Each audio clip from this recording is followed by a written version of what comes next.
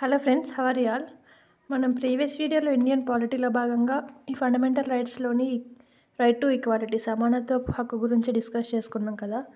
దాని కంటిన్యూషన్ పార్ట్లో ఈరోజు స్వేచ్ఛా హక్కు రైట్ టు ఫ్రీడమ్ ఆర్టికల్ 19 నుంచి 22 వరకు గల ఆర్టికల్స్ గురించి చూద్దాం ఫ్రెండ్స్. ఒకవేళ మీరు ఆ వీడియో చూడకుంటే ఆ వీడియోని చూసిన తర్వాత దీన్ని చూడండి. అలాగే వీడియోని స్కిప్ చేయకుండా చూడండి, చాలా ఇంపార్టెంట్ ఫ్రెండ్స్ ఈ ఫండమెంటల్ రైట్స్ అనేది. ఆర్టికల్ 19 గురించి చూద్దాం ఫ్రెండ్స్. ఆర్టికల్ 19 అనేది 7 రకాలుగా సబ్ క్లాసెస్ ఉన్నాయి ఫ్రెండ్స్. ఆర్టికల్ 19 క్లాస్ 1A ప్రకారం రైట్ టు ఎక్స్ప్రెస్ భావ వ్యక్తీకరణ హక్కు, అదే వాక్ స్వాతంత్ర హక్కు కూడా పిలుస్తారు. రైట్ టు ఎక్స్ప్రెస్ అంటే మనం ఎక్స్ప్రెస్ చేయడానికి స్వేచ్ఛ ఉంది అని అర్థం. 19 class 1A. Next 19 class 1B శాంతియుత నిరాయుధ సమావేశం, శాంతియుతంగా సమావేశాలు నిర్వహించుకోవడం అనేది ఆర్టికల్ 1B గురించి చెప్తుంది. కానీ ఇందులో ఒక మినహాయింపు కూడా ఉంది ఫ్రెండ్స్. సిక్కులు మాత్రం సభా సమావేశాల్లో వాళ్ళ మత కృపాణాలు అంటే కత్తులు ఉంటాయి కదా, వాటిని ధరించవచ్చు అని చెప్తుంది. Next article 1C. Article 1C ప్రకారం సంస్థలు సంఘాలను ఏర్పాటు చేసుకోవచ్చు. ఈ ఆర్టికల్ 1Cని 2012 97వ రాజ్యాంగ సవరణ చట్టం ద్వారా చేర్చడం జరిగింది. Next article 1D.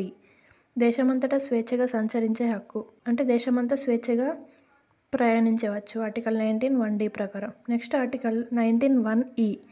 దేశవ్యాప్తంగా స్థిర నివాస స్వేచ్ఛ. Article 19 1F. ఆస్తులు సంపాదించవచ్చు, ఖర్చు పెట్టవచ్చు అనే హక్కు. కానీ దీన్ని 44వ రాజ్యాంగ సవరణ చట్టం 1978లో రిమూవ్ చేయడం జరిగింది ఫ్రెండ్స్. ఆర్టికల్ 19 1Fను 1978 44వ రాజ్యాంగ సవరణ చట్టం ద్వారా తొలగించడం జరిగింది. గుర్తుంచుకోండి friends, important. Next article 19 1G. వృత్తి వ్యాపార స్వేచ్ఛ హక్కు. నెక్స్ట్ ఆర్టికల్ 20 గురించి చూద్దాం ఫ్రెండ్స్. ఈ 20వ ప్రకరణ అక్రమంగా ప్రజలను శిక్షించే అధికారం ప్రభుత్వానికి లేదని పేర్కొంటుంది ఫ్రెండ్స్. అంటే నేరానికి మించిన శిక్ష వేయరాదని తెలుపుతుంది. ఇందులో 3 సబ్ క్లాసెస్ ఉన్నాయి, అవేంటో చూద్దాము. ఆర్టికల్ 20 క్లాస్ 1 ప్రకారం ఒక వ్యక్తిని తప్పు చేయకుండా శిక్షించరాదు. ఒకవేళ తప్పు చేస్తే అది చట్టరీత్యా నేరం అయితేనే శిక్షించాలి. అలాగే ఆ నేరానికి న్యాయంగా ఎంత శిక్ష విధించదగుతుందో అంతకంటే ఎక్కువ శిక్షను విధించరాదని తెలుపుతుంది. Article 20 class 1. దీన్నే డాక్ట్రిన్స్ ఆఫ్ బెనిఫిషియల్ కన్స్ట్రక్షన్ అని పిలుస్తారు ఫ్రెండ్స్. Next article 20 class 2. ఒక వ్యక్తికి ఒక నేరానికి ఒక్కో శిక్ష కంటే ఎక్కువసార్లు శిక్ష వేయరాదు. దీన్నే డబుల్ జపర్డీ అని పిలుస్తారు ఫ్రెండ్స్. ఆర్టికల్ 20 క్లాస్ 2 ప్రకారం ఒక్క నేరానికి ఒక శిక్ష మాత్రమే వేయాలి. Next article 20 class 3. ఒక వ్యక్తి తనకు తాను వ్యతిరేకంగా సాక్ష్యం చెప్పమని ఫోర్సు చేయరాదు. అంటే ఒక వ్యక్తి తనకు తాను సాక్ష్యం చెప్పుకోవచ్చని బలవంత పెట్టరాదని ఆర్టికల్ 20 క్లాస్ 3 తెలుపుతుంది. దీన్ని నో సెల్ఫ్ ఇన్క్రిమినేషన్ అని పిలుస్తారు ఫ్రెండ్స్. నెక్స్ట్ ఆర్టికల్ 21 గురించి చూద్దాము. ఆర్టికల్ 21 జీవించే హక్కు. చట్టాన్ని నిర్ధారించిన పద్ధతిలో తప్ప మరే విధంగా ఒక వ్యక్తి తన స్వేచ్ఛకు ప్రాణానికి హాని తలపెట్టరాదని తెలుపుతుంది. వ్యక్తి స్వేచ్ఛ, ప్రాణానికి రక్షణ హక్కు. ఈ హక్కు అనేది బోత్ ఇండియన్స్కి అలాగే ఏలియన్స్కి, మన భారత పౌరులకు మరియు విదేశీయులకు ఇద్దరికి వర్తిస్తుంది ఫ్రెండ్స్. దీన్ని చట్టం నిర్దేశించిన పద్ధతి ప్రకారమే మరే విధంగా హరించడానికి వీల్లేదని తెలుపుతుంది. ఈ చట్టం నిర్దేశించిన పద్ధతిని ప్రొసీజర్ ఎస్టాబ్లిష్డ్ బై లా అని పిలుస్తారు. దీన్ని జపాన్ నుంచి స్వీకరించడం జరిగింది. ఈ ఆర్టికల్ అనేది ఓన్లీ కార్యనిర్వాహక అధికారుల దుర్వినియోగాలకు వ్యతిరేకంగా మాత్రమే వర్తిస్తుంది ఫ్రెండ్స్. శాసనాధికార ప్రకారంగా శాసనాధికారానికి శాసనసభకు వర్తించదు అని తెలుపుతుంది. ఆర్టికల్ 21 జీవించే హక్కు. Next article 21A right to education విద్యా హక్కు. ఈ విద్యా హక్కును 86వ రాజ్యాంగ సవరణ చట్టం ద్వారా చేర్చడం జరిగింది ఫ్రెండ్స్. 6 నుంచి 14 సంవత్సరాలు 6 to 14 years బాలలకు ఉచిత నిర్బంధ శిక్ష అని తెలుపుతుంది. మొదటగా ఈ ఉచిత నిర్బంధ శిక్ష అనేది 45A ఆర్టికల్లో ఉండేది ఫ్రెండ్స్. దాన్ని మళ్ళీ 21A ఆర్టికల్లో చేర్చారు. 45వ ఆర్టికల్లో ఉచిత పూర్వ ప్రాథమిక విద్య అని చేర్చడం జరిగింది.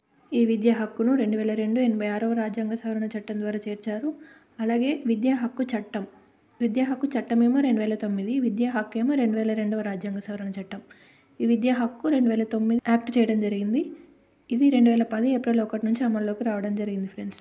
ఇక్కడ ఒక ఇంపార్టెంట్ పాయింట్ గుర్తుంచుకోండి ఫ్రెండ్స్. ఆర్టికల్ 14, 19, 21ను గోల్డెన్ ట్రినిటీ అని పిలుస్తారు. ఆర్టికల్ 14 అనేది రైట్ టు ఈక్వాలిటీ, ఆర్టికల్ 19 అనేది రైట్ టు ఫ్రీడమ్, ఆర్టికల్ 21 అనేది రైట్ టు లీవ్. వీటిని గోల్డెన్ ట్రినిటీ అని పిలుస్తారు. గోల్డెన్ ట్రినిటీ అని ఏ ఆర్టికల్స్ పిలుస్తారంటే ఆర్టికల్ 14, 19, 21. నెక్స్ట్ ఆర్టికల్ 22 గురించి చూద్దాం friends.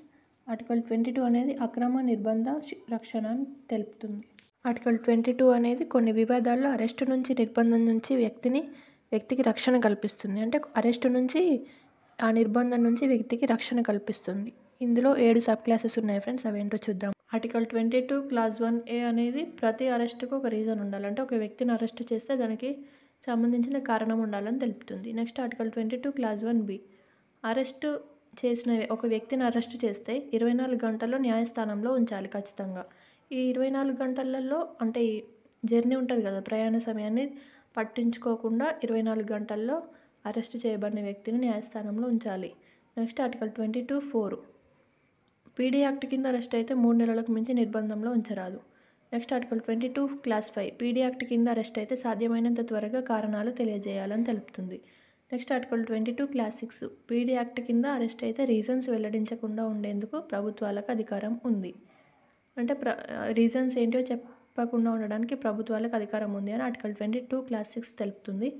Next article 22 class 7 article 22 class 7 అనేది పార్లమెంటుకు పై ఆర్టికల్స్లో సంబంధం లేకుండా 3 నెలల కంటే ఎక్కువ కాలం నిర్బంధించే హక్కు పార్లమెంటుకు ఉంది. అంటే పీడీ యాక్ట్కు సంబంధించి ఈ ఆర్టికల్స్ సంబంధం లేకుండా 3 నెలల కంటే ఎక్కువ కాలం నిర్బంధించే హక్కు పార్లమెంటుకు ఉంది అని ఆర్టికల్ 22 క్లాస్ 7 తెలుపుతుంది. ఆర్టికల్ 22 క్లాస్ 3 అనేది ఈ ఆర్టికల్ 22కు మినహాయింపుగా చెప్పవచ్చు. ఆర్టికల్ 22 క్లాస్ 1B ప్రకారం మనం చూసాం కదా, 24 గంటల్లో న్యాయస్థానంలో ప్రవేశపెట్టాలని.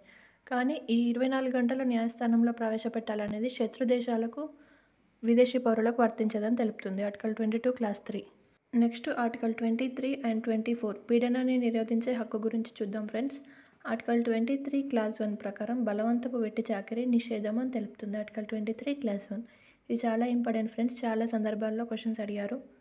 అంటే బలవంతపు వెట్టి చాకిరీ అంటే మనుషులను కొనడం, అమ్మడం, అక్రమ రవాణా, వెట్టి చాకిరీ వంటి బలవంతపు చాకిరీలను నిషేధింపబడ్డాయి. నెక్స్ట్ ఆర్టికల్ 23 క్లాస్ 2 ప్రకారం ప్రభుత్వాలు ప్రజల నుండి వెట్టి చాకిరీకి అవసరమైతే తీసుకోవచ్చు. అంటే ఈ మినహాయింపు ప్రభుత్వాలకు అంటే అవసరమైతేనే, ప్రజలను దృష్ట్యా వెట్టి చాకిరీకి అవసరమైతే తీసుకోవచ్చు అని తెలుపుతుంది. లైక్ ప్రజా ప్రయోజనాల కోసం, ఎగ్జాంపుల్ స్వచ్ఛ భారత్ ఉంటుంది కదా, అట్లా తీసుకోవచ్చు అని తెలుపుతుంది ఆర్టికల్ 23 క్లాస్ 2. నెక్స్ట్ ఆర్టికల్ 24 గురించి చూద్దాం. బాల కార్మిక నిషేధ చట్టం 14 సంవత్సరాల లోపు ఉన్న పిల్లలకు ఫ్యాక్టరీ గనులలో లేదా ఇతర ఏ ప్రమాదకరమైన ఉద్యోగాల్లో నియమించరాదని తెలుపుతుంది ఆర్టికల్ 24 బాల కార్మిక వ్యవస్థ నిషేధం. కొన్ని ఇంపార్టెంట్ ఈ చట్టాల గురించి చూద్దాం ఫ్రెండ్స్. బాల కార్మిక వ్యవస్థకు సంబంధించి 1 ఫ్యాక్టరీస్ యాక్ట్ 1948, గనుల చట్టం 1952, బీడీ మరియు సిగరెట్ కార్మికుల చట్టం 1966, బాల కార్మిక నిషేధ చట్టం 1986. ఇది ఫ్రెండ్స్. నెక్స్ట్ మత స్వాతంత్ర హక్కుల గురించి చూద్దాం. ఆర్టికల్ 25 నుంచి 28 వరకు మత స్వాతంత్ర హక్కుల గురించి తెలుపుతుంది. ఆర్టికల్ 25 క్లాస్ 1 ప్రకారం ఏ మతాన్నైనా ఆచరించవచ్చు, అవలంబించవచ్చు. బలవంతపు మార్పిడి నిషేధం అంటే ఏ వ్యక్తి అయినా తమకు ఇష్టమైన మతాన్ని అవలంబించడానికి, ప్రచారం చేసుకోవడానికి స్వేచ్ఛ ఉందని ఆర్టికల్ 25 తెలుపుతుంది ఫ్రెండ్స్. బలవంత మత మార్పిడి నిషేధ చట్టం చేసిన మొట్టమొదటి రాష్ట్రం ఒడిషా ఫ్రెండ్స్, ఇక్కడ గుర్తుంచుకోండి, నేను మెన్షన్ చేయలేదు. నెక్స్ట్ ఆర్టికల్ 25 క్లాస్ 2 ఏ మతాన్నైనా అవలంబించవచ్చు, కానీ అది ప్రజల శాంతికి, నైతికతకు మాత్రం భంగం కలిగించకుండా మతాన్ని ఆచరించవచ్చు అని తెలుపుతుంది ఆర్టికల్ 25 క్లాస్ 2. కొన్ని లిమిటేషన్స్ కూడా ఉన్నాయి ఫ్రెండ్స్ ఈ ఆర్టికల్ ప్రకారం. ఎగ్జాంపుల్ ఇప్పుడు తమిళనాడులో జల్లికట్టు, ఆంధ్రప్రదేశ్లో కోడిపందాలు నిర్వహిస్తే అది ఏ మతానికి, ప్రజల శాంతికి, నైతికతకు భంగం కలిగించినట్టు కాదు అని సుప్రీంకోర్టు సమంజసమే అని తెలిపింది. నెక్స్ట్ ఆర్టికల్ 26 ఫ్రెండ్స్ మతపరమైన వ్యవహారాల్లో నిర్వహణ స్వేచ్ఛ అంటే ప్రజల శాంతికి భంగం కలిగించకుండా మత సంస్థలను ఏర్పాటు చేసుకునే హక్కు ఉంది ఆర్టికల్ 26 తెలుపుతుంది. ప్రజల నైతికతకు, ఆరోగ్యానికి భంగం కలిగించకుండా వ్యక్తులు తమ మత సంస్థలను ఏర్పాటు చేసి నిర్వహించుకోవచ్చు అని తెలుపుతుంది ఆర్టికల్ 26. నెక్స్ట్ ఆర్టికల్ 27 గురించి చూద్దాం ఫ్రెండ్స్. మతపరమైన పన్నులు విధించకూడదు, మతాభివృద్ధి కోసం ప్రభుత్వం ఎటువంటి మతపరమైన పన్నులు విధించరాదని తెలుపుతుంది. దానికి బట్ కొన్ని మినహాయింపులు ఉన్నాయి ఫ్రెండ్స్. అంటే ఇప్పుడు టెంపుల్స్లో ప్రత్యేక దర్శనం కోసం పన్నులు, టికెట్స్ వసూలు చేస్తారు కదా, అది మాత్రం రాజ్యాంగబద్ధమే అని తెలుపుతుంది. నెక్స్ట్ ఆర్టికల్ 28 విద్యాలయాల్లో, విద్యా సంస్థల్లో మత బోధన నిషేధం.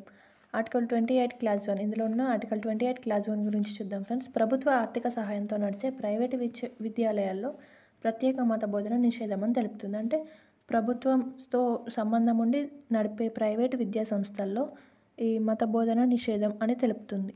నెక్స్ట్ ఆర్టికల్ 29 గురించి చూద్దాం ఫ్రెండ్స్. 29, 30 విద్యా సాంస్కృతిక పరమైన హక్కులు. ఆర్టికల్ 29 ప్రకారం భారతదేశంలో నివసిస్తున్న ప్రజలు ప్రత్యేక భాష, లిపి, సంస్కృతి కలిగి ఉంటే వాటిని పరిరక్షించుకొని పెంపొందించే స్వేచ్ఛ ఉంది అని తెలుపుతుంది. Article 29 class 1. Next article 29 class 2 గురించి చూద్దాం ఫ్రెండ్స్. అంటే ప్రభుత్వం నిర్వహిస్తున్న లేదా ప్రభుత్వ ఆర్థిక సహాయం పొందుతున్న విద్యా సంస్థల్లో ప్రవేశాన్ని నిరాకరించరాదు. అంటే భాషా ప్రాతిపదికపై పౌరులెవరిని నిరాకరించరాదు అని ఆర్టికల్ 29 క్లాస్ 2 తెలుపుతుంది ఫ్రెండ్స్. నెక్స్ట్ ఆర్టికల్ 30 ఇది మైనార్టీలకు సంబంధించి విద్యా సంస్థలను ఏర్పాటు చేసుకోవడం గురించి తెలుపుతుంది ఫ్రెండ్స్. ఆర్టికల్ 30 క్లాస్ 1 ప్రకారం మతం లేదా భాషాపరమైన అల్పసంఖ్యాక వర్గీయులు తమకు నచ్చిన విధంగా విద్యా సంస్థలు నెలకొల్పడానికి హక్కు ఉంది అని తెలుపుతుంది. Article 30 class 1. Article 30 class 1A ప్రకారం ఈ మైనారిటీలు స్థాపించిన విద్యా సంస్థలకు సంబంధించి ఆస్తులను ఒకవేళ గవర్నమెంట్ గిట్ట స్వాధీనం చేసుకుంటే వాళ్ళకు తగిన పరిష్కారం తగిన పరిహారాన్ని వారికి నష్టపరిహారం ఇవ్వాలని ఆర్టికల్ 30 క్లాస్ 1A తెలుపుతుంది. ఈ ఆర్టికల్ 30 క్లాస్ 1Aను 1978 44వ రాజ్యాంగ సవరణ చట్టం ద్వారా చేర్చడం జరిగింది ఫ్రెండ్స్. నెక్స్ట్ ఆర్టికల్ 30 క్లాస్ 2 ప్రభుత్వ ఆర్థిక సహాయాన్ని అందజేసే టైంలో విద్యా సంస్థలకు వివక్షత చూపరాదు. అంటే ఈ మైనారిటీ నిర్వహణలో మతం, భాష వంటి ఏ ప్రాతిపదికపై వివక్షత చూపరాదు ఫ్రెండ్స్. ఈ ఆర్టికల్ 29, 30 అనేది మాత్రమే మైనారిటీ గురించి ఆర్టికల్స్లో తెలియజేస్తుంది. కానీ రాజ్యాంగంలో లేదు. కానీ ఆర్టికల్ 29, 30లో మైనారిటీల గురించి పొందుపరచబడింది. నెక్స్ట్ ఆస్తి హక్కు గురించి చూద్దాం ఫ్రెండ్స్. ఆర్టికల్ 31 ఆస్తి హక్కు. ఇది ఫస్ట్ ప్రాథమిక హక్కుగా ఉండే ఫ్రెండ్స్. తర్వాత దీన్ని తొలగించడం జరిగింది. ప్రారంభంలో ఆస్తి హక్కు ప్రాథమిక హక్కుగా ఉండేది. కానీ పార్లమెంటు కొన్ని సవరణ చట్టాల ద్వారా అనేక సవరణ చట్టాలు చేసి తొలగించడం జరిగింది. అవి ఏంటో చూద్దాం ఫ్రెండ్స్. మొట్టమొదటి రాజ్యాంగ సవరణ చట్టం 1951 ఫస్ట్ కాన్స్టిట్యూషనల్ అమెండ్మెంట్ యాక్ట్. తర్వాత 1964 17వ రాజ్యాంగ సవరణ చట్టం. తర్వాత 1971 24వ రాజ్యాంగ సవరణ చట్టం. అలాగే చివరికి 1978 44వ రాజ్యాంగ సవరణ చట్టం ద్వారా ఈ ఆస్తి హక్కును రద్దు చేయడం జరిగింది ఫ్రెండ్స్. 1978 44వ రాజ్యాంగ సవరణ చట్టం ద్వారా రద్దు చేయడం జరిగింది. తర్వాత దీన్ని ఆస్తి హక్కును ప్రస్తుతం 12వ భాగంలో ఆర్టికల్ 300A ప్రకారం చట్టబద్ధమైన హక్కుగా మిగిలిపోయింది ఫ్రెండ్స్. దీంతో 1979 జూన్ 20 నుంచి అమల్లోకి రావడం జరిగింది. అలాగే దీంతో 1978 నుంచి 6 ప్రాథమిక హక్కులు మాత్రమే ఉన్నాయి ఫ్రెండ్స్. ఇది ఫ్రెండ్స్ ఫండమెంటల్ రైట్స్లో భాగంగా ఈరోజు మనం స్వేచ్ఛ స్వాతంత్రపు హక్కు, అలాగే పీడనాన్ని నిరోధించే హక్కు, మత స్వాతంత్రపు స్వేచ్ఛ హక్కు, విద్యా సాంస్కృతిక హక్కు, అలాగే ఆస్తి హక్కు గురించి చూడడం జరిగింది కదా ఫ్రెండ్స్. నెక్స్ట్ వీడియోలో చాలా ఇంపార్టెంట్ అయిన రిట్స్ గురించి చూద్దాం ఫ్రెండ్స్. ఆర్టికల్ 32. ఒకవేళ మీకు వీడియో నచ్చితే ఖచ్చితంగా వీడియోని లైక్ చేయండి ఫ్రెండ్స్. అలాగే మీ ఫ్రెండ్స్ అందరికీ షేర్